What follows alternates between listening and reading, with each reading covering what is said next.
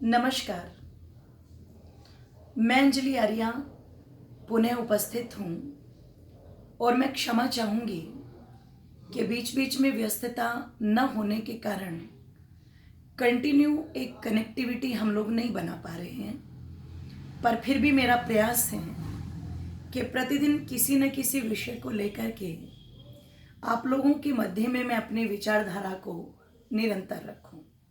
इसके लिए मैं पुनः आर्य समाज गांधीपुरा बालोतरा और आर्यन कल्चर सोसाइटी के समस्त सदस्यों का धन्यवाद ज्ञापित करती हूँ। आइए, पिछले दिनों मैंने एक वीडियो आप लोगों के मध्य में बनाई थी इस विषय को लेकर के कि स्त्रियों की शिक्षा के लिए आर्य समाज ने कितना बड़ा महत्वपूर्ण योगदान दिया है। आज उसी कड़ी में हम बात करेंगे कुछ कुरीतियों की, जिन कुरीतियों को नारी जाति के जीवन पर जबरदस्ती थोपा जाता था और कहीं ना कहीं उसको धर्म का जामा पहनाया जाता था। जैसे इतिहास के पन्नों में जौहर करने की परंपरा का वर्णन आता है। कहते हैं अपने पति की मृत्यु हो जाने पर रानी पद्मावती ने 14,000 रानियों के साथ मिलकर के जौहर किया था। ध्यान रखिएगा, उस समय की वो घटना मैं समझती हूँ कहीं ना कहीं एक ऐसे वातावरण की देन थी जहां पर उनके सामने कोई दूसरा चारा नहीं बचा था। लेकिन इस प्रकार की घटनाओं को आगे चल करके सती धर्म के रूप में परिवर्तित किया गया और समाज के कुछ तथाकथित ठेकेदारों ने ये कहना शुरू कर दिया वेद शास्त्रों के नाम पर कि पति की मृत्यु हो जाने पर पत्नी का जीवित चिता में जल जाना ही धर्म है।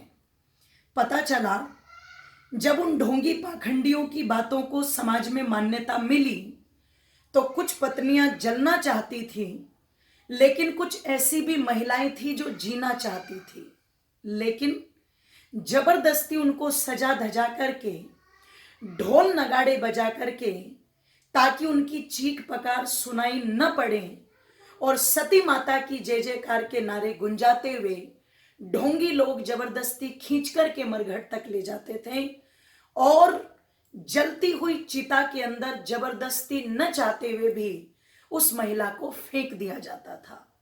इसका प्रत्यक्ष उदाहरण पढ़ने को मिलता है राजा राममोहन राय की जीवनी में। जब उनके बड़े भाई की मृत्यु हो जाने पर उनकी भाभी आलोक मंजरी को जीवित रहते ही न चाहते ही चिता के अंदर झोंक दिया गया। और इतिहास के पन्नों को पढ़ने से यह भी पता लगता है कि कहते हैं जब आलोक मंजरी के वस्त्रों में आग लगी तो आग लगे लगे वो चिता से निकल करके आई, पर लाठियों के माध्यम से जबरदस्ती फिर उसको उसी चिता की ओर धकेल दिया गया। सारा समाज ये तमाशा देखता रहा और छोटे से राजा राममोहन राय ने भी जब इस विडंबना को देखा तो निश्चित उनके मन में आक्रोश का भाव पैदा हुआ और आगे चल करके इस कुप्रथा के विरोध में उन्होंने कार्य भी किया।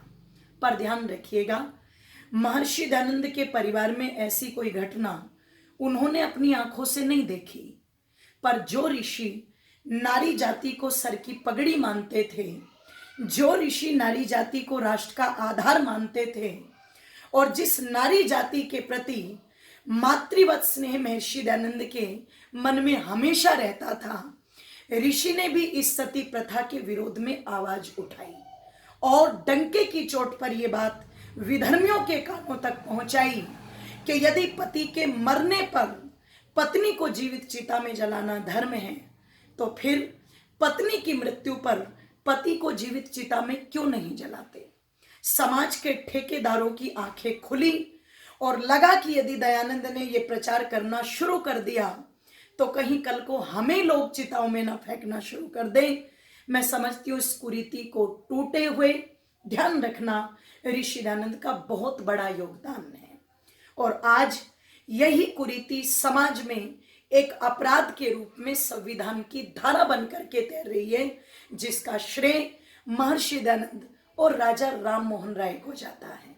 इसलिए यदा कदा आज भी समाज में ऐसी कुरीतियों के लिए जब आवाजें उठती हैं कि फिर से इनका चलन समाज में होना चाहिए, तो निवेदन कर दूं आप लोगों के सामने, थोड़ी सी जागरूकता लाने का प्रयास करें।